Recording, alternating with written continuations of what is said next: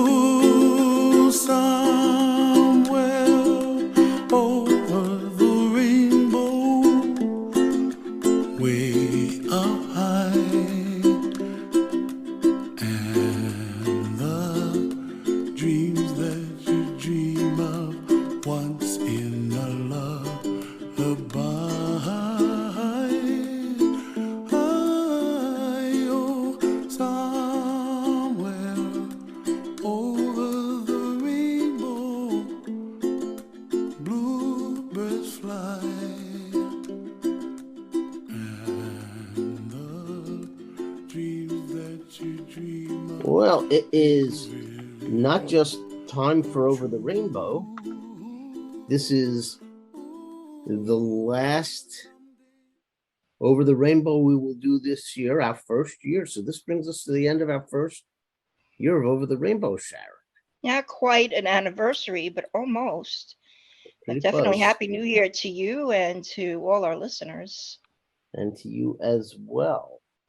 It's been an interesting journey. We'll talk. I think we should talk about that towards the end of the show. A little bit about Absolutely. what we learned this year. But we have a very full roster, unfortunately, of features to discuss today, including one that almost caught us by surprise. An actual, absolute, in every way legend Superstar. in the sports world. Yeah, Absolutely. Pele died. Yeah. I think it caught everyone by surprise. Had never even heard anything that he was Ill. sick. Yeah. Well, I mean, but 82 is still a pretty good life. Yes. I think it would have always been. It would have been a big story whenever it happened. Absolutely. But I had no idea he had been dealing with different types. He's been battling cancer. Mm-hmm. And they kept that under wraps. Yeah. Following on the heels of the World Cup just ending. I mean, it's amazing. It's the amazing attention of the World Cup hasn't really it's amazing. It's definitely amazing of the timing of it all. You're almost, there's almost no words to describe what he meant to the world of soccer. I still can't get used to calling it football, but everybody else other than us do call it football. Pele changed the sport. And if it were not for Pele, I don't know that it would be as big as it is here in the States. I'm still not sure how big it is here in the States. Oh no, it definitely is. Oh, it definitely is. I mean, every night I was seeing sports bars filled with people that were watching the World Cup, on all of my, little sites that I play games on and whatnot. People were talking about the World Cup. When I was living in Borough Park, even there, they were all, looking at, when Israel was in it, I'm just trying to picture the Hasids playing soccer. It's not an image that easily comes to my mind. No, everything that I read called him the king. But to go back to the point about how big soccer is. Yes, every 4 years during the World Cup, soccer, sucks all the oxygen out of the room. Mm-hmm. But the other 3 years, soccer is a fringe sport.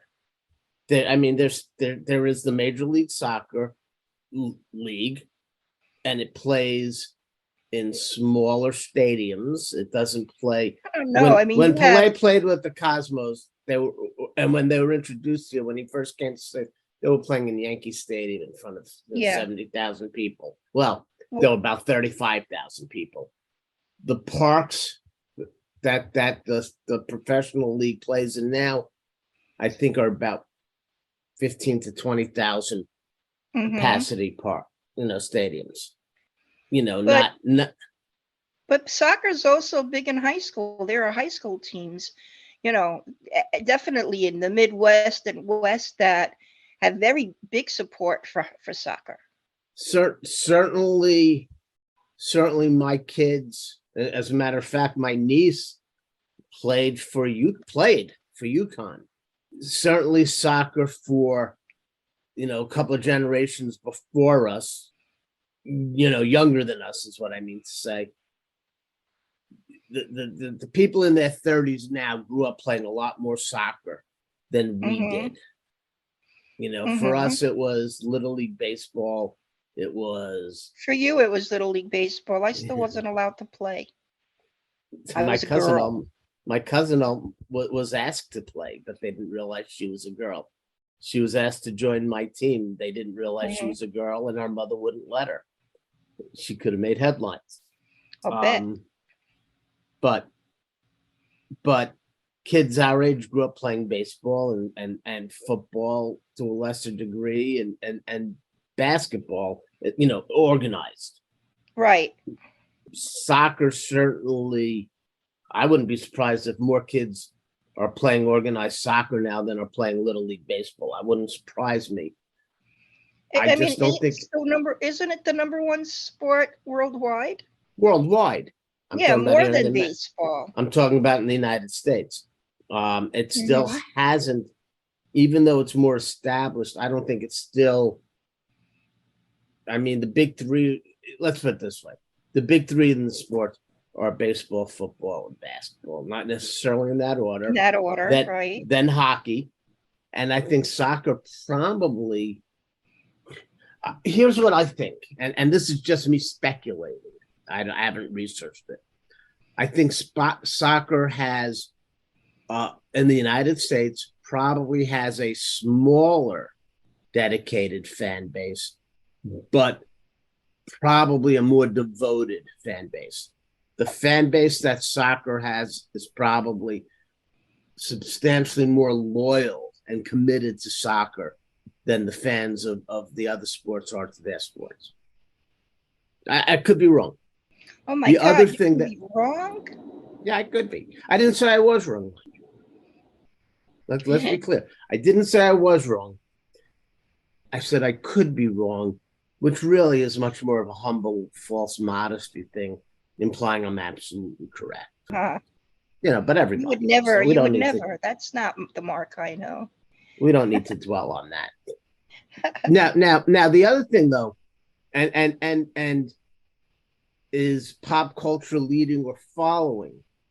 Absolutely, one of the most popular streaming programs right now is Ted Lasso on Apple TV, which features an American football coach who went to England, ends up in England coaching a soccer team, and you have, I'm forgetting who. Dead Zone. The actor, Ryan, one of the Ryans, I think it is, Ryan Reynolds, probably, bought a soccer team with another actor. So I'm guessing soccer is probably more popular than I'm giving it credit for, even in the United States. But that's enough about soccer. Pele. Let's talk about Pele. The king. He's absolutely the king of soccer, the king of football. He turned, one of the main lines that, how I am when I like to pick out certain portions of an article. It said it says he turned football into art, into entertainment. It's absolutely 100% correct. Yes. Yes. I also read he gave visibility to Brazil, because how many people other than, isn't Brazil like the other place other than Monte Carlo? It's like the other place you go to gamble, right? I don't know that Brazil is very big on that. I don't know about that. I don't know. Yeah. I think it's Brazil that was famous for that. And then it says it raised their status thanks to the king. Pele is forever. When you look at his stats, right? He won 3 World Cups.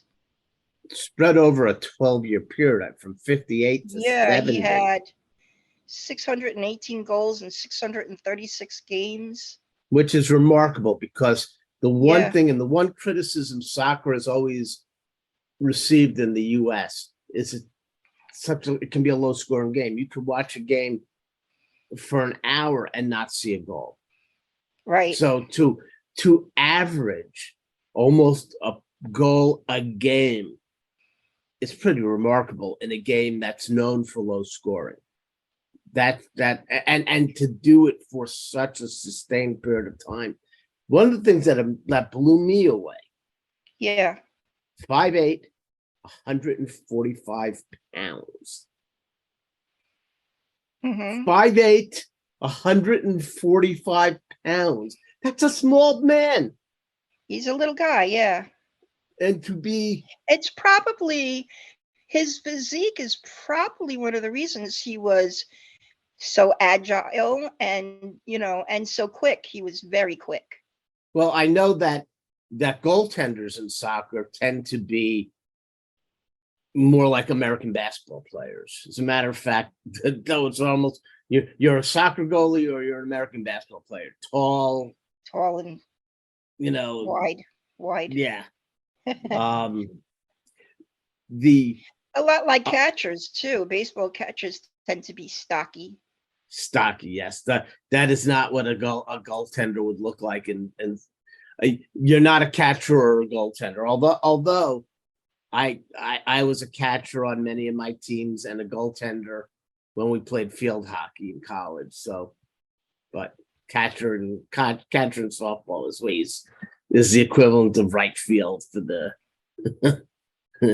It's where you stick somebody, and God, I think outfield. Yeah. I tried to like soccer. I don't like football. I don't like American football. And I tried to like soccer, and I even went with some of my friends and we went to a game, and other than like when they score in the net, and you go, yay, I didn't know where I was looking, what was going on, and it really wasn't for me. I remember when but it doesn't take away what he meant to that sport. When they first launched, I guess it was the North American Soccer League, in the mid 70s. And by the way, Brazil passed a law that Pele could not be traded to a team outside of Brazil. But by law, he was making, when Willie Mays in the U.S. was the highest paid baseball player. Yeah. And probably in those days, baseball was the most, had the highest salaries of any of the sports before free agency and all of that. Willie Mays was making $125,000 a year. Pele was making $200,000 a year. That sounds about right. And even when Pele was in his twilight, he came here, I guess it was 75, I think. Yeah, I have. For the Cosmos. From 75. And he was getting something like, I think, $1.5 million a year. In the 70s. Right. And just let me add in, during that time, I have that he was one of the most prolific scorers in history. Just that alone, when he was with the Cosmos, it says he had 655 goals from 700 official club games. I mean, that's astounding. Well, yeah. But in his declining years here, he was making $1.5 million a year. This is still when players like Pete Rose, it was a landmark to make 100,000, and he was in his prime. Tom Seaver was getting 100,000, and he was starting to not quite his prime by the mid 70s or late 70s, but so that tells you so much about about how important Pele was in sports, his reputation, you know, even beyond his skills. You know, sometimes you pay a player more than they are worth than what they give you on the field. He was still giving it on the field. And I mean, he was the Babe Ruth of soccer. Just Without a I doubt. doubt, I doubt there's any other way of putting Well, it. yeah, and I'm not that much in touch with who's famous in soccer now, but one of the things I picked up was it said he is currently tied as Brazil's all-time leading scorer with 77 goals, level with Niemeyer. I think that I do recognize that name. So he's, even after all these years that he's, been retired, it still took all this time even just to tie his scoring, his goals. So, and he was also named the athlete of the century by the International Olympic Committee in 1999. Yeah. As we said in the beginning of our talking about him, we had they were very good at keeping his illness private. Right? Nobody had any clue. And I had read that he'd been in and out of hospitals over the last few years, dealing with various different medical issues, including pain as the result of hip surgery. It's very hard to imagine an athlete like that having to go through hip surgery.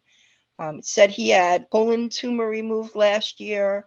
He underwent chemotherapy, and last week, according to the article I read, the hospital said that Pele would remain there as his cancer was causing liver and heart complications. So he was really pretty sick, and we didn't know that. Finally, I wanted to leave. My part in this, to wrap this up, was to say that Pele is the youngest player to ever score in a World Cup and the youngest to ever appear in the final. And soccer players, I think, tend to start young. Hockey players Very also start young. Mm-hmm. Yeah. What I found interesting, after he retired, he came back. I'm looking for the exact reference. He came back to play an exhibition game. The Cosmos versus, here it is. Played with Santos, which was his team in Brazil. They played an exhibition game in Yankee Stadium. Yeah. He played the first half of the game with the Cosmos. And the second half with the Santos? With the Santos. And and then, and by the way, Cosmos won 2-1 on a 30-yard free kick by Pele. Okay. It also, because we were talking about how popular the sport is and that the Cosmos played at Yankee Stadium, a couple of years ago, the Yankees sort of brought soccer back, because during their off season, there is a professional soccer team that plays at Yankee Stadium.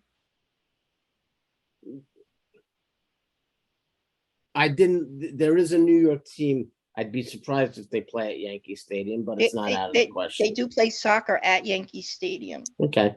I know the team out here, the San Jose Earthquakes, plays about 2 miles away in their own stadium. Do you go? No.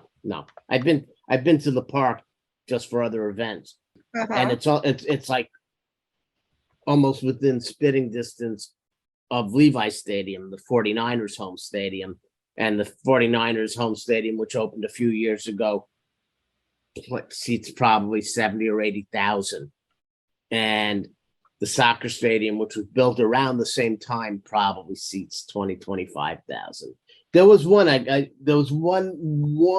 player who was asked who the greatest player was in the history of soccer and named somebody else. Really? Named somebody. Yes.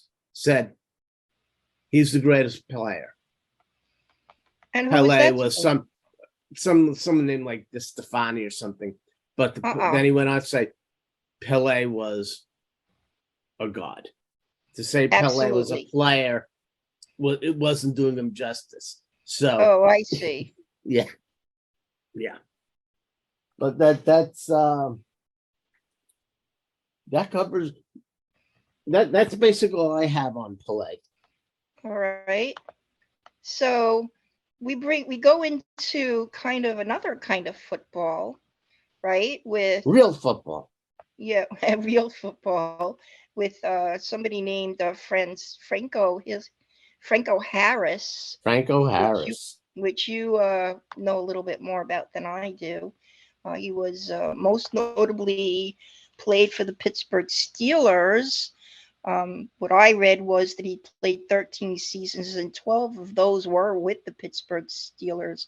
He His basically last year, played his yeah, entire career essentially with the Steelers when they got into yeah, a but little his bit of last year, right? But his last year was with the Seattle they got Seahawks. into a contract dispute and they didn't want to pay him. So he went to the Seattle Seahawks, but he played roughly a half a season with them and really Uh-huh. I don't know how much he was featured when he played for the Seahawks in those 8 games. I see. But when he played for the Steelers, the 12 years he played for the Steelers, he was one of the dominant players for that team all the time. It's not like he started off, grew to be one of their stars, and then tapered. For 12 years, he was the focus, one of the driving forces of their offense. Right, most notably the Immaculate Reception. Well, that's his most famous play. It's one of the most famous plays in sports history. But I just want, that probably is the first sentence in almost every one of his obituaries. I just want to bring home the point. He was so much more than that one play. He and Terry Bradshaw and a couple of others formed the core of a Steelers team that won 4 Super Bowls, I believe it was, in a 6 or 8 year period, which is very close to dominance in football. It's so hard to repeat in football. And they won at least 2 times. They went back to back, and then a couple of years later, they went back to back again. And he was a key member of that offense. Now, of course, Terry Bradshaw, the quarterback, was a key member of that offense.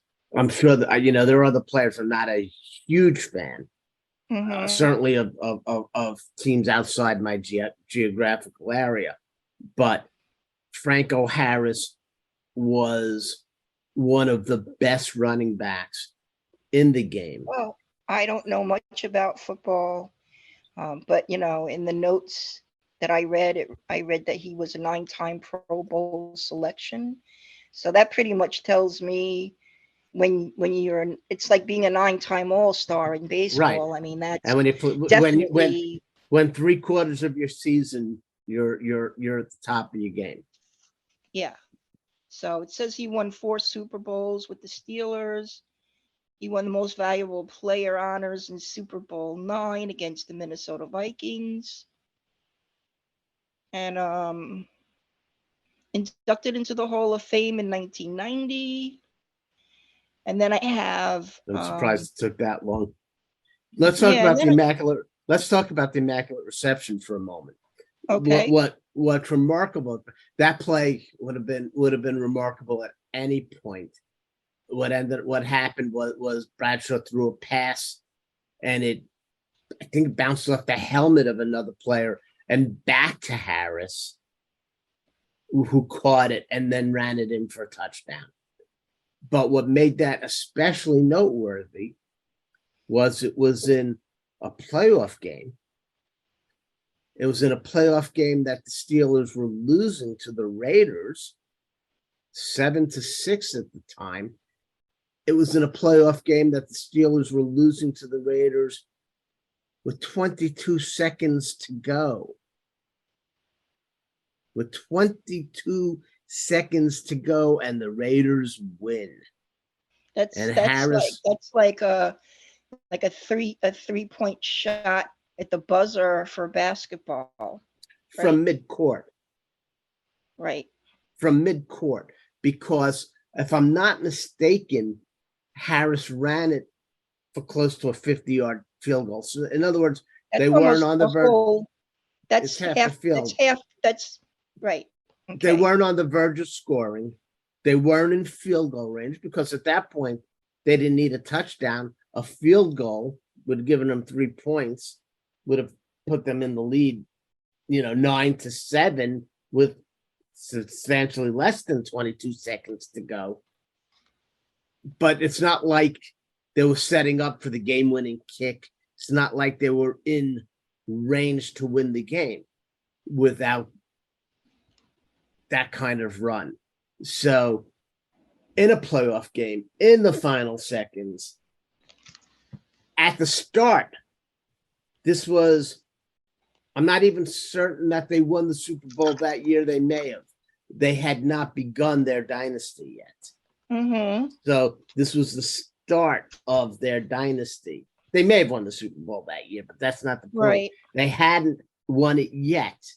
So they hadn't established their greatness. So to have essentially a miracle play in the final seconds of a game, of a key game, definitely cements Franco Harris's place in history. That would have been an amazing play that's talked about if it happened in the second Sunday of a against a mediocre team.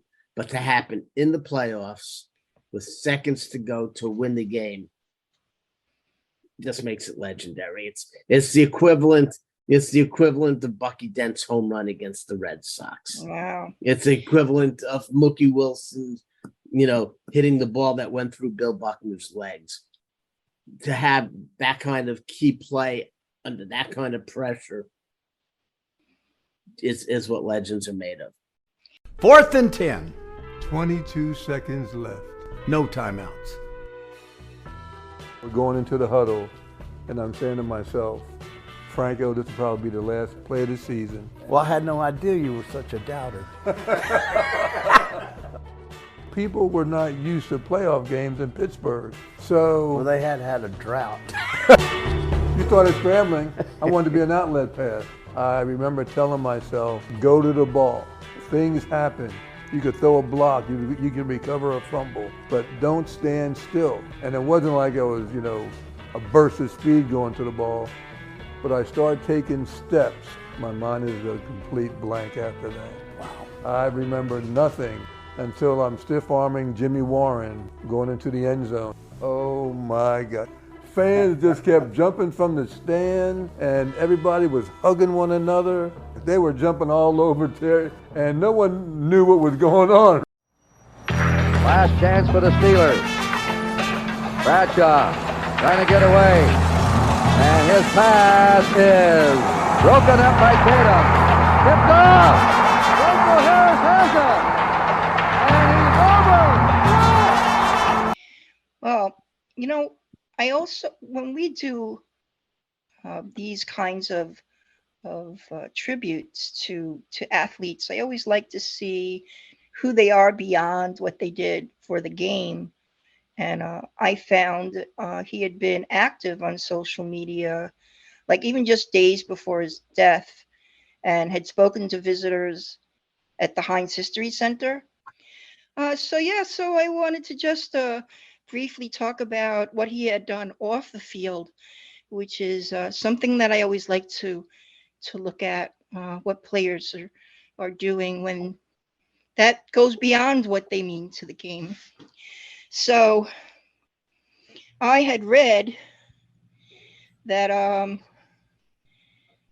he had been very active on social media, like even just days before his death, and had spoken to visitors at the Heinz History Center the day before his death, including a live interview with KDKA TV from the Heinz History Center. He was set, and I guess that he was going to promote, it it's the 50th year. It's the 50th It's the 50th. anniversary of the Immaculate Reception Yeah. thing, right? So Yeah, he it was was set a to. few days short. Yeah, so it was even ironic that he had said during this interview how excited he was that they were having a ceremony to retire his number on that day. I had read that the Heinz Center, which is home of the Western Pennsylvania Sports Museum, installed a life-size figure of Harris in the Grand Concourse of the Pittsburgh International Airport, which recreates the Immaculate Reception. So as I relate to baseball, I mean, is that not similar to, you know, in the Hall of Fame, I saw the bull, a cow with a halo over it, with Phil Rizzuto's "Holy Cow." Mm-hmm. That would be. It was a life-size bull too. I mean, cow. It was, yeah. So, you know, Yeah, it was. also It was. He died a few days before the 50th yeah, anniversary. that's a shame. All sorts of features were filmed on that. Yeah, I also read like there's a full-size statue of Babe Ruth in front of Oriole Stadium in Camden I'm Yards. sure there is. Yeah, there's a full-size statue of Mays in front of the Giants Park here in San Francisco. So there's something for Seaver at Citi Field now. Is there? Yeah, I didn't know and it was long overdue. But I'm sure. Yeah. Franco Harris is definitely in that same. What I found interesting, one last thing on his career I found interesting is he was just shy of breaking the career record for yards gained. He fell short, and he retired 170 yards, 192 yards short of Jim Brown's record. Okay. You know, he didn't just hang on to pass an arbitrary number. Gotcha. I found that interesting. He did have a life after football. He took advantage of his fame. One of the things I found interesting, among others, is he was a delegate for the Pennsylvania Democratic Party. He attended the 2008 Democratic National Convention in Denver, where I was, where Barack Obama was installed and not officially nominated as the Democratic candidate. And he was one of the members of the Electoral College. No kidding. In 2008, that he cast one of Pennsylvania's 21 electoral votes for Obama. So I thought that was interesting too. Definitely. Yeah. But Franco Harris is somebody who definitely we've heard of. He does not fall under the, he should have been more famous. But he did things that I think even people who are fans might not have been necessarily aware of.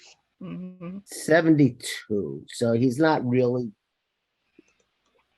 it's on the younger side, if you ask me. But not like, oh my God. Right. So that's anything more on Franco Harris? Not that I have. Who do we have next? Sister Patricia Daly. Had you heard of her before this? I had not. But like I say, when we dive into the researching of some of these people, definitely somebody that I was very impressed with, and found myself having to kind of edit myself. Just lots of not quite Mother Teresa, but up there. She was a member of the St. Dominic of Caldwell congregation for 47 years. And she began her ministry as a teacher of religion, social justice, scripture, and morality at St. Mary High School in Rutherford before joining the faculty at St. Dominic Academy in Jersey City. So we have another Easterner, right? Not just an Easterner. She was born in Brooklyn a couple years before us. Right. And, but also bringing in Jersey City, when they were talking about how she was teaching morality, I had an issue with that part of the article, because I don't think morality is something you teach. It's something learned for sure, but I don't think it's something the teacher teaches, right? That's something you get. Actually, I think I have to disagree. I think. Yeah. I think, and I had a discussion of morality. Yeah, I mean, you have something called your moral compass, right? So isn't that something that you grow up learning right from wrong from your parents? Yeah, but isn't it an interesting? Is it not black and white? What's the old question? Adage? If you had a time machine and you could go back in history, would you kill a 9-year-old Adolf Hitler? Would it be moral, knowing what Hitler was going to become, but to walk up behind him, at 9 years old, a 9-year-old Adolf Hitler, I don't think and I blow could his kill brains him. out? Yeah, I don't think I could do that, but I might consider locking him up. But would it be moral? So that's the question. Mm-hmm.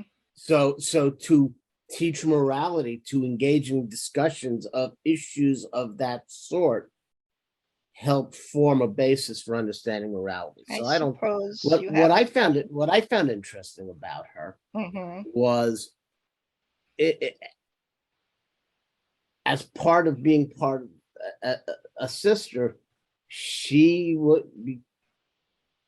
became up in a position where she had control of how the retirement funds were accessed, invested. So she took advantage of that by being to attend stockholder meetings of major corporations, and by being a stockholder and being able to get a platform, she could speak at these meetings. Have you ever been to a shareholder meeting? No. I've gone. I mean, the closest I've gotten to the stock market was when I was temping. I actually temped on the stock market floor, like on Wall Street. And I had to walk through. I mean, when they say that there are literally papers thrown around, they're not kidding. Because I had to walk. Yeah, because I had to walk from my side of the floor to the other side of the floor. And it was a disaster. Well, I've been to a couple of stockholder meetings just because I was curious, and I owned some stocks in those. I owned stocks in those companies, so I went, and they were fascinating. But shareholders can get up and take the microphone and ask questions to the board, and she would essentially, and she said she wasn't wearing the God card. She's not speaking for Jesus. Nope. But she would be speaking to issues like climate change and more human rights, right, and human rights issues. She almost never won the battle. She sort of gave corporations a conscience, right? She put it on their radar screen. She never, she would put up proposals that would get voted down, but they might make small and incremental changes. She never got the whole ball of wax, but she realized she was playing a long game. She realized that she could start conversations that would push companies in the right direction. And that's a very healthy point of view. and one that many of our advocacy groups and government entities could benefit from. Part of the problem in issues like gun control and abortion is people take an all or nothing approach, and they are fighting so hard for assault rifles in theory, because what prevents the government from then taking away a handgun or a hunting rifle? And that's not true. Or a machine, or a machine gun, or Yeah. you know, or yeah. When they take the pro-life, anti-abortion position, they're always talking about, oh, that abortion that takes place moments before the child is born, and it's still legal. Doesn't happen like that. It does not happen. It has never happened. But that's what they talk about. Yeah, I mean, actually, there's a point of like no return. Like when it gets to a certain number of weeks, they won't allow you to have the abortion. I also read that she where is that? She became the director of Genesis Farm in Blairstown while consulting for Food and Water Incorporation. In 1994, she became the executive director of the Tri-State Coalition for Responsible Investment, where she invited companies to address issues of human rights labor. Like, that's a big deal. And that's a lot of responsibility. I mean, just it goes on and on about how she played a role in ecological concerns and capital flows and international debt. You know, she played a role in the agenda of global warming, into the priorities of corporate America. So, and she was apparently good at it, because even as far back as 1999, Vanity Fair named her to its Hall of Fame for her commitment and her success. I just think she had a very healthy attitude towards using her position, and not even as a nun per se, but in her position as a nun, and then managing, helping to manage those funds, her access. I mean, she had a debate with Jack Welch, who ran General Electric. He took, and didn't back down. I met him. I know. No, she was a piece of work, so to speak. She was fearless. She was very strong-handed and did not back down. She was a very strong woman. Just because she was a nun, just because she was a sister, doesn't mean she wasn't able to hold her ground. I would say Sister Pat falls into the group of people who should have been famous. Absolutely. Or more famous than they were. She definitely brought awareness with her voice, and the companies having the ability to be able to be profitable while still remaining ethical. So anything else on Sister Pat? I think we covered it. I mean, there's loads more of information, but I think we covered that. We move on to something pretty recent. Firefighter Matthias Wirtz from Connecticut, I believe it was Connecticut North Haven Fire Department, passed away in an accident. Firefighters. He had a heart attack. Okay. He was one of about 30 firefighters a year who die of sudden cardiac arrest. But it was during it was while fighting fire. Yeah. He was manning, feeding the hose, and he collapsed. And he was firefighters were called to a multifamily home shortly after 1 a.m. These things always happen in the middle of the night. Ever notice? And discovered heavy smoke coming out of the back of the 3-floor building. The fire had also reached into the attic. A mayday was called for firefighter down, was issued during the attack on the fire. And he was located outside the burning building operating a fire truck. Now, are you saying that he on the fire truck Was he operating? Because it didn't say. You're He was saying he feeding was the hose. operating a hose, He was feeding or the hose. like not the ladder. No, no, he was feeding. Okay. He was feeding hose, and he collapsed. And brings to it. It highlights the fact that firefighters in general have a much higher rate of cardiac illness and cardiac death than the general Oh, population. I It goes would, with the exposure. It goes with the rush of adrenaline when the alarm yeah, goes that's off, where I and was you going to get at. immediately. Right, makes your heart pump faster. Yeah, Absolutely. And, and even just carrying those hoses, they're heavy, and yeah, you have to use more energy, more strength. It's very physical and mental at the same time. I read that they did treat him on site, but were not able to revive him. I also read that he had started out his career as a volunteer firefighter. well, that's pretty common. Even the feature we did last week On had a on firefighter, on Moon, yeah. and he and it might have, I might be conflating him. He worked as a firefighter for one department, and I believe that firefighter worked for the New York Fire Department and was a volunteer firefighter for his community in Long Island. I have a friend who we Yeah. went to school with who is still a volunteer firefighter, even though he had cardiac issue probably about 3 years ago. Did But you he's been a also volunteer for about 10 years. Yeah, did you know that he had received commendations over the years and was among the Connecticut firefighters that responded to the terrorist attacks here on 911? I'm not surprised. I'm Yeah, not surprised.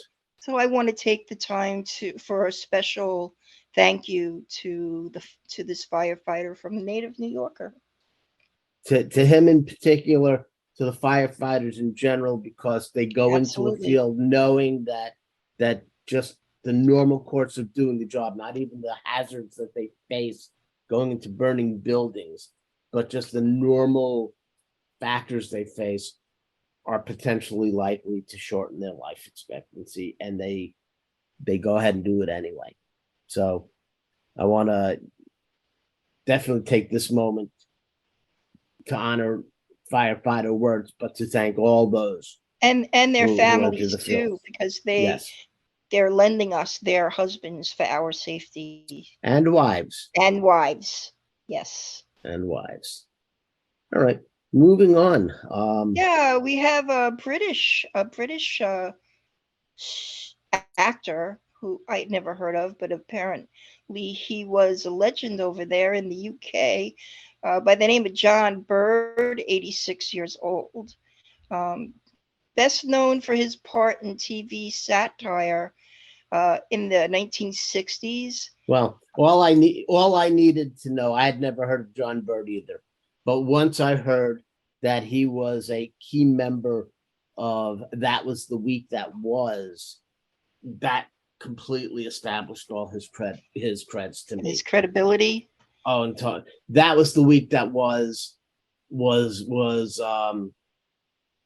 The Daily Show 30 years before The Daily Show came to exist. That Was the Week That Was Weekend Update, but better. So Okay. for him to have been part of that tells me all I need to know about how significant John Bird was. Oh, apparently he was part of a Brenner, Bird, and Fortune ran for 16 series, as well as one-off specials between 99 and 2008. And they were nominated for several British awards called the BAFTA TV Awards. Mm-hmm. And the best that I could do was sort of summarize. I kind of pulled a sketch out from the article I read. It said, in one of Bird and Fortune's most famous recurring sketches, known as the Long Johns, one of the two Johns, either Bird or Fortune, would portray a senior figure from public life by being interviewed by the other John. In the set, the fictional business government consultant or bumbling politician who always went by the name of George Parr, would be skewered by the increasingly exasperated interviewer. So you sort of get a picture of how this goes. First of all, you were a government consultant on IT systems. On what? Information technology. Oh, yes, I have. Yeah. And Absolutely, yes. Yes, and Yes. among other things, that you recommend different companies for government contracts in IT. You must know an enormous amount about computer systems. No. But if you're not an expert yourself, what is it in your background that gives you the experience to make these recommendations? Well, the fact that until this year, I was the chief executive of one of the largest companies that were looking for government contracts. Yeah. And it says his career included appearances at the Royal Court Theatre and acted in fantasy comedy film Jabberwocky. I actually heard of Jabberwocky. I never saw it, but I heard of it. Do you know anything about that? No, I just know that he had a pretty extensive resume. No, but I mean, do you know about the film Jabberwocky? I remember it. I don't remember seeing it or not. Did you see it? I don't think I did. Yeah, no, I just know that's the one thing, this whole thing that I was like, oh, I heard of that. So it was a UK comedy series, Yes, Prime Minister, and One Foot in the Grave, and also played Professor Plum in a TV adaptation of The Board. Oh, I saw all those movies with the different endings of Clue. Did you see that? Yes. Like every time you saw it, you didn't necessarily get the same ending. So that was kind of cool.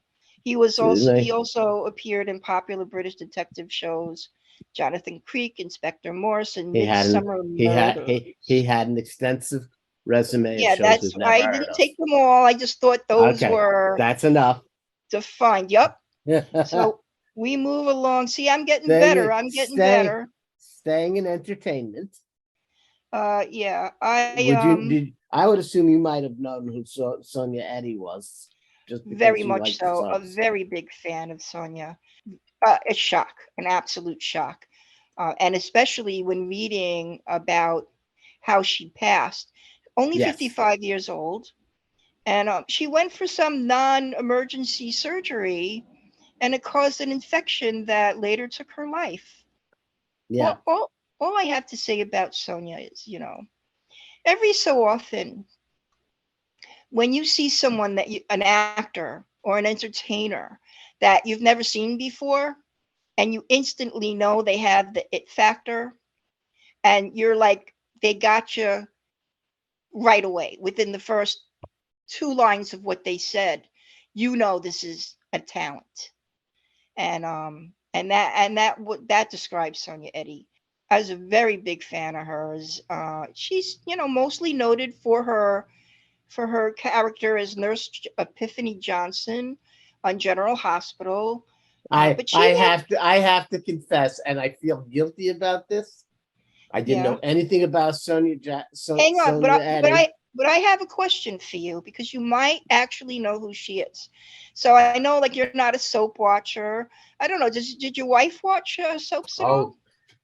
So in the early days of dating Redora, I went to her room, and she was on her bed, and the TV was on the dresser, like right next to her bed, and the VCR was right there. And she would reach up with her big toe to hit the fast forward and pause button, because she didn't have a remote control while she was watching her soaps. So for Christmas that year, I got her a VCR with an actual remote control, so she didn't have to use her foot when she watched her soaps. Okay, so did she watch General Hospital? Probably. Was that? All right. So, but the thing is, in reading her credits, she one of the things that she acted in was, let me find it now. She was in a Seinfeld episode. She was in a whole bunch, yeah. No, I know. But she was in a Seinfeld episode. Yes, she played Rebecca De Mornay in an episode called The Muffin Tops and the Bookstore. Okay. I remember that episode, I remember that character. So yes, you're right. Okay, so now you know who she is. Rebecca De Mornay, which of course was a punchline because Rebecca De Mornay was also the name of the actress from Risky Business. Excuse me. I'm Rebecca De Mornay from the homeless shelter. Oh, hi. Are you the ones leaving those muffin pieces behind our shelter? You've been enjoying them? They're just stumps. Well, they're perfectly edible. Oh, so you just assume that the homeless will eat them? They'll eat anything? No, we just thought it. I know what you thought. They don't have homes. They don't have jobs. What do they need the top of a muffin for? They're lucky to get the stumps. If the homeless don't like them, the homeless don't have to eat them. The homeless don't like them. Fine. We've never gotten so many complaints. Every 2 minutes. Where's the top of this muffin? Who ate the rest of this? We were just trying to help. Why don't you just drop off some chicken skins and lobster shells? I think I might. So that was Right. Now. But what I was starting to say, and I felt a little guilty about the fact that when I saw the name of her General Hospital character, Epiphany, Yes. I said, "Oh, she's black." That's the first thing that came to my mind. Is okay, it's a black actress. I didn't know anything about her, but I said, "Oh, she's black." But then the first name like Epiphany, that was like, you know what? But her character, it is an epiphany, like very strong character, and definitely lives up to the name of Epiphany. The doctors were afraid of Epiphany. She appeared in nearly 550 episodes going back to 2006. She made her acting debut in the Ruby Dee's play Zora Is My Name in 1990. And here's something I didn't know. She actually had stage credits, which included The Comedy of Errors, The Witch in Stephen Sondheim's Into the Woods, which I didn't see, but of course we've heard of, and Bloody Mary in South Pacific. So I was pleasantly surprised with that. She was as we're coming to learn, she also did some voiceover work for video games. Yes, she did. Seems to be pretty common for these actors. She played small parts in various films over the years in Patch Adams, Matchstick Men, and VHS 99. She was also on Murphy Brown, Fresh Off the Boat. Yeah, everything else was a bunch of one-offs. Yeah, a lot of, and when you look, I mean, again, I could have, had we hit this earlier in our progression on this show, I would have listed a lot more, but I just plucked, certain ones and made it a lot shorter. But yeah, she was in Night Shift, which was a spinoff of General Hospital, and lots of credits, lots of one-off credits, ER, Felicity, and so on and so forth. To go back the thing that excited me, yeah. The thing that excited me, because I knew you didn't know who she was when I saw she was in Seinfeld, and I'm like, he's gonna know her now. By the way, she was also, she worked right up to the end. She was absolutely. Oh no, they were building. There was a big promotion for her in the show. She was the last we saw her, she was taking her MCAT to become a doctor. Yeah, but she also appeared really, in one of the main streamers, Pen 15. Yeah, it's going to be really interesting to see how, in what episode or episodes that they have to write her out, because they were really starting to build her up. She had a love interest, her character was becoming more mainstream as a doctor as opposed to the head nurse. She's going to be very much. What I was saying, in addition to her soap, she didn't just appear in one-offs in nondescript things, as you mentioned, Seinfeld. Pretty cutting edge. She had a couple of recurring roles as well. Pen 15, relatively cutting edge. To go back to her cause of death, first of all, there's no such thing as minor surgery. Any surgery opens you up and creates that potential for infection. And well, it just said non-emergency. It didn't say right. It wasn't. But right. Well, for instance, my hernia surgery was non-emergency. They were going to put that off for 6 weeks when they first diagnosed it. So it certainly wasn't Mm-hmm. non-emergency surgery. So it could be something along gallbladder isn't generally emergency surgery. She was in the hospital for a couple of days, couple of nights after that surgery. So it wasn't just a simple thing. And a few days later, the infection, but any surgery creates the risk for infection. But I also have to think that her size might have contributed. She was a big lady. She was a very big lady. So, it just goes to overall health. Anything else on Sonya Eddy? No, I am heartsick over her though. I'm sure. We move on to an actress that I had not heard of, named Diane McBain. Very interesting in looking into her background, though, and a much longer resume than I thought she would have. I guess what jumped out at you?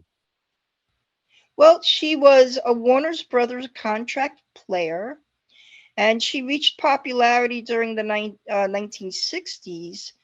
And I guess the most famous thing she did or was recognized for was as one of Elvis Presley's leading ladies in a movie called Spin Out. But she started very young as a model and in commercials, TV commercials. She was acting in a Glendale High School play in Los Angeles when she was spotted by a Warner Brothers talent scout. And the studio added her to the roster of contract performers. And at the age of 17, she was immediately put to work making her television debut in 2 episodes of Maverick. I've seen Maverick, right? Mm-hmm.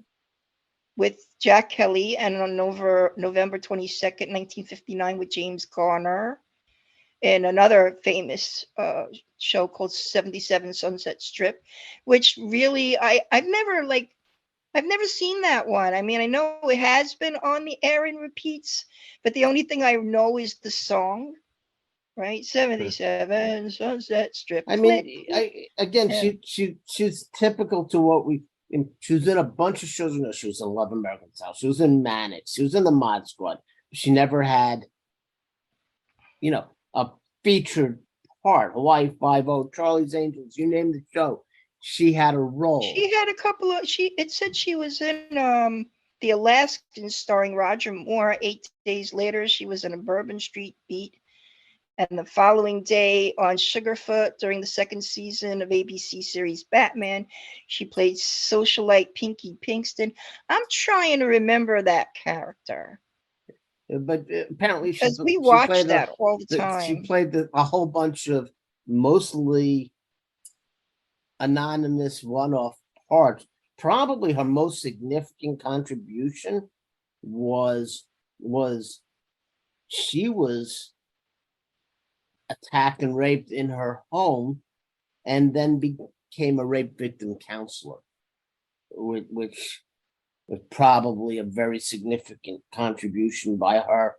All too often, rape victims are ashamed, and many don't even come forward. So to be someone working in Hollywood who is victimized and then makes a point to work with and counsel other victims, that's pretty significant. That's pretty important to me.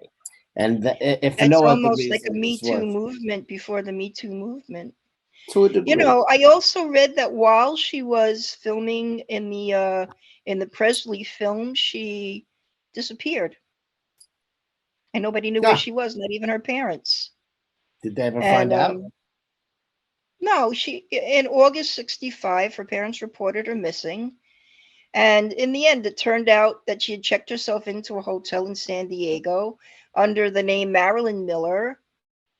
And she just said she needed a change of scenery and attitudes. And she just didn't want, she just wanted to be Miss Nobody from Nowhere. All right. She had been despondent over slacking income and not getting the type of roles that she wanted. And she left. So she came back. She came back on her own, and she took a step back in the 70s and into the early 80s. And then she sort of came back and she did a number of credits again. She had Okay, yeah, we went through those already, though. right. So let's Well, not you go didn't back. mention all of them, but So we lost a famous member of the animal community in the last week. yeah, I do find. Well, you find them once in a while too. Hey, does everybody remember? Everybody has to know about the Hollywood sign, right? Everybody knows about the Hollywood sign. Even if you've never been to California, Everybody you know knows about the sign. Hollywood sign. Well, Yes. apparently, there's a wild lion, or in the article it said, in one instance they called him a mountain lion, in another sentence they called him a cougar. So I'm not sure which is which, but he apparently hung around that sign. If you wanted to see the cat, you could find him in a park that is apparently close to that sign, called Griffith Park. He was called. They nicknamed him the Hollywood Cat because you could find him near the Hollywood sign. But officially, they had him listed as P22. I think that's horrible that they named him P22, but that's how they kept track of him.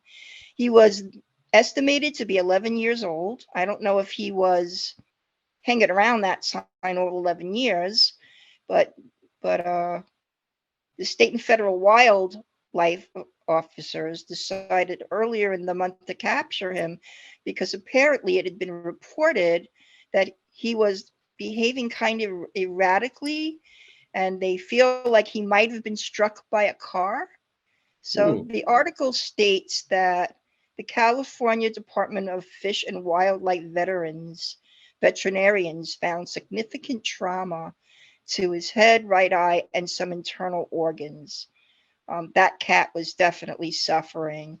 So along with other health issues the animal incurred, it was decided that the most compassionate thing to do and to minimize his suffering, they put him down. So they humanely ended his journey, as they put it. So no more cat during, when you're looking for a Hollywood sign. Well, I'm sure I'm sure P21 and P23 might still be hanging around. Well, if he had some relatives, maybe. Who knows? No. Quiet. But if you were going to the park, it might have been an interesting attraction. But I was just there a few weeks, few months ago at this point. Yeah. Really? And you didn't see him? Did not see. They did not even mention on the tour. How about that? Well, so we had some. That pretty much wraps up our regular feature, but we do have three sort of relatives of famous people to mention. We start off with the son of Tina Turner, Ronnie Turner. What do you have on him? It's he worked with both his parents. I found that interesting, even after. Yeah. I mean, they had a rather turbulent split, and it's always been painted that Ike was the bad guy, and I have no reason to disbelieve that. But he maintained a family and working relationship. He performed with both Ike and Tina Turner. Yeah. It's funny, though. You hear about, somebody's son dying, and it's tragic, etc. And it is. But he was 62. I mean. Yeah, and he actually sort of had his own career. I mean, it wasn't just performing with his parents. He was in I guess it was an autobiography about his mom called What's Love Got to Do with It? And also I was reading that he was a major talented musician playing with other bands other than his parents. And I found it interesting that he had gotten his real estate license and was a real estate broker in Los Angeles. So if you wanted to, you could have bought a house from I'm Tina Turner's son. The only other thing I found interesting was that's not the first son Tina Turner lost. Her older son committed suicide 4 years ago at age 70. So was he sick? I didn't go. The story I saw did not go into detail. I didn't dig for any. I just thought that was at 70. Yeah. Well, do you have anything else on Ronnie? Not on Ronnie. So does that mean we go to Joe Mensa Marley? Yes, she was Cher's mom. And, no, that's Georgina Holt. Georgia Holt. I said Joe Mensa Marley, but we could do Georgia Holt. Okay, so yeah, Georgia Holt was born Jackie Jean Crouch. Now we finally know Cher's last name. So she was Cher's mom. Bono, yeah, but that was just when she was married. And she's you want engaged to string along all the other last names of the other husbands that she had? Well, she just got engaged. She just got engaged, and she was sad that her mom did not live to see her new engagement ring. She's going to run out of fingers for engagement. I'll tell you, right? Well, so it turns out, but one of my favorite songs of Cher's is the one about the Cherokee people. I think it's called Half Breed. Mm-hmm. And it turns out that Georgia Holt was of English, German, Irish, French, Dutch, and Cherokee descent. So that would be she was a half breed, right? And so sounds like she was more of like a 1/7 breed. Maybe, yeah, if you want to be really picky. But I think that could be that background is very interesting and could be part of the reason why Cher wrote that song. But Georgia had her own career that I was unaware of. She was a model when she was 6 years old, and by age 10, sang with band leader Bob Wills and the Texas Playboys. She won several talent and beauty competitions, and she was an actress. And I didn't realize that either. And she had been in maybe because she didn't appear in anything very notable. I Love Lucy. Yeah, but that was what you call a one-off. She also was, she did minor television and film roles in the 1950s. So I guess Lucy would fit in there.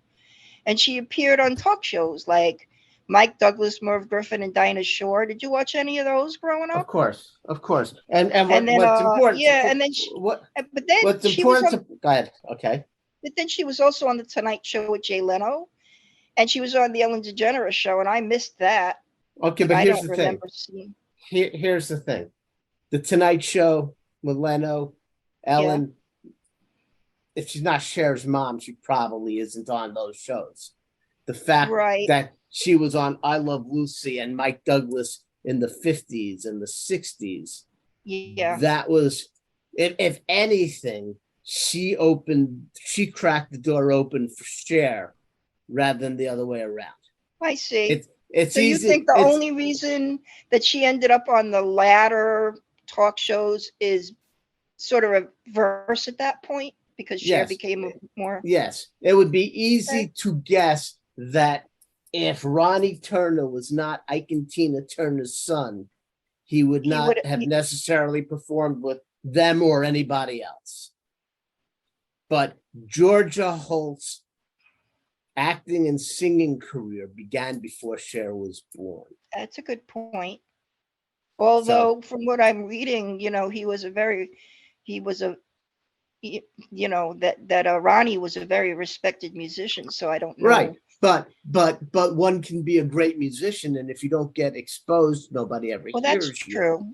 That's true. He wouldn't have gotten his toe in the door for anybody to hear him. Right. Right. That's what I'm saying. Maybe he would have. Right.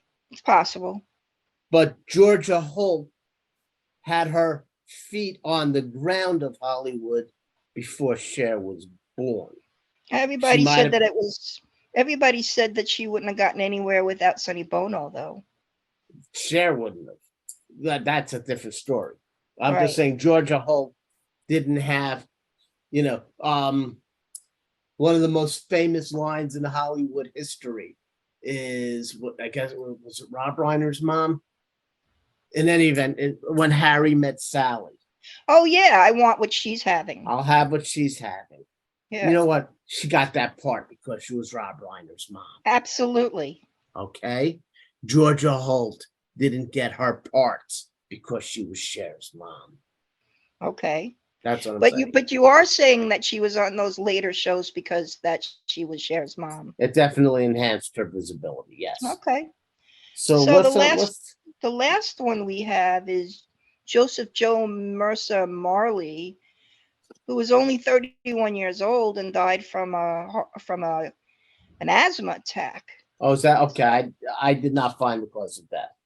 Yeah, which is, you know, I mean, I don't understand why he didn't have a rescue inhaler on him or whatever, but he is the son of musician Stephen Marley and the grandson of reggae legend Bob Marley. And when somebody who's that young passes away, you sit up and take notice.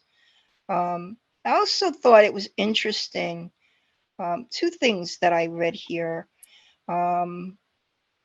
He was 31 years old, and the article made a reference to his grandfather, who died in 1981 of melanoma at only 36 years old. Did you? Yeah, I hadn't realized. Yeah, I was like, wow, that's pretty young too.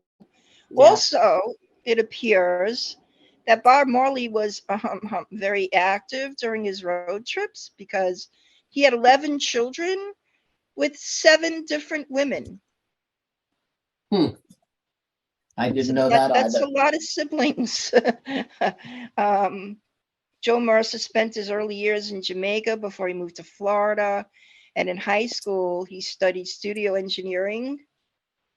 And so I thought that, you know, that was interesting that he kind of knew, even though he was a musician, that he kind of understood what goes on in the background too. Right. I have here that he had 2 EPs. One was called Comfortable in 2014. And his second one was featured with someone named Malai Black, Am I Busy, Signal, and Kabakaka, or I don't know how I'm pronouncing that. Okay. Kabakaka Pyramid. In 2021, he had an interview about his songwriting style. And what else? Nothing else. Okay. All right. Let's wrap up with a quick look back at our first year here Over the Rainbow. Anything that jumped out at you in particular? I mean, yeah. When I took a look back, I actually notated 19 of the people we had celebrated, but what really jumped out at me was right out of the gate, we had Sidney Poitier, Bob Saget, and Don Wilson. Wow, you know, big stuff, you know, right out of the gate. Almost one a week, right? During our first month, right? Yeah, we had big names. But you mentioned Bob Saget, and that touched me because he and Gilbert Gottfried and Louis Anderson, I knew had spent some time with Saget and Gottfried. Had lunch with Bob Saget and You Gilbert Gottfried on the episode we did, yeah. Yeah, had played a kind of significant part in my life. So to lose people that made a difference to me. That got me. So, yeah, Don Wilson. Yeah, Don Wilson made a big difference to me because I was very, very caught up in the Beach Boys growing up. Any other impacts? Nichelle Nichols, because as you know, I am a Trekkie, and what she meant to society as the first Black actress in a main role like that is very significant. That had nothing to do with being Black. Exactly. It was just her job, right? She was the communications person. And one of the first, if not the first, interracial kisses. And then she went on to capitalize on that. She went on to preach about that kind of space equality. Travel and yep. Yeah. She was significant. Very much so. Two that made an impact on me. Roger Angell and Vin Scully both died this year. Vin Scully was the voice of baseball since before we were born, and was active almost until the end. He only retired a few years before he died, and was always there for key moments. Roger Angell wrote about baseball and books about baseball that literally you might as well have been enjoying that entire season. He was ESPN in your mind. And I lived every one of those games and seasons that he featured in his books, even if I wasn't fans of those teams. Okay. So that impacted me. Anybody else? A couple in particular. I can't even read my handwriting here. That's not good. Well, while you're looking that up, I can add Angela Lansbury. Yes. Who meant the world to me watching her grow up with that. She was such a talent, and Murder, She Wrote, obviously, but the first thing I think of is really as Mrs. Potts in Beauty and the Beast. I mean, she was, I kind of want to say she was very animated, which is kind of funny because she was the voice of the teapot, but just the voice alone was animated, but also before that, she was in The Manchurian Candidate, which is all about very famous. Like I'm saying, she had talent all the way around, but for me, those are the first two things that I would think of. But also, I hadn't really realized that she was a British actress. Was she a dom? I don't remember if she was. The other thing that struck me was so many almost perceived coincidences. You had two of the moms from Seinfeld dying a couple of weeks apart. Meatloaf, of course, but the coincidence, I don't know, there just seemed to be almost a pattern. So many would seem to be from Brooklyn, including our nun today. Absolutely, yes. And also we lost some country giants. We lost Naomi Judd, and we also lost Loretta Lynn. Going back to coincidences, you had Gretzky and Guy Lafleur die. I think that was in the same week. Two hockey giants died at, almost back to back. We had Ray Liotta and two other kind of gangster movies actors die so close together. Was there something Perry that I'm trying to read my notes? Gaylord Perry. Of course, thank you. Gaylord Perry, that was it. That was someone else who just touched me because he was so classy. Oh, sure, the spitball genius. Thank you. That would have bothered me. And the one other, unless you have something else, because I have something to wrap with on this segment. No, go for it. We didn't get to cover her, but she's a big part of why I want to do the show, and I want to get back to our yard site shows. Carrie Fisher. Carrie Fisher's yard site is December 27th, just passed. And she was somebody who I really enjoyed getting to know, getting to meet a few times, and getting to learn more about her. She was so much more than Princess Leia. And aside from being Debbie Reynolds? Debbie Reynolds, who died like 2 days after she died. Amazing, yeah. I just want to recognize and hope to do a feature on Carrie Fisher very soon. Certainly by the show next year, we'll do yard sites again, I hope. So I just want to mention it. Do you have any promos for us to look forward to starting the new year? Well, we do have a woman who is responsible for some of the TV shows and movies that we all like and love and know, and also somebody who is responsible for how our rock stars look. This one surprised me. So that's something we'll talk about on our next episode of Over the Rainbow. It's always, sometimes it's very much a surprise when, someone's not ill and all of a sudden, just like what would happen with Pele, it was a shock that we just heard that he passed away like that. So I think that it's really important that you show your love for those you care for today, because they may not be here tomorrow. But we wish you all a happy new year, and hopefully we'll see you tomorrow and or next year. Will you be here for that, Mark? I'm promised. You kind of have to. You have to, because you just said what our promos are. A happy New Year to you, Sharon Yankowitz. And Happy New Year to you, Mark. Thank you for our first season of Over the Rainbow. Judy jumped in front of a subway train. Eddie got split in the jugular vein. And Eddie, I miss you more than all the others.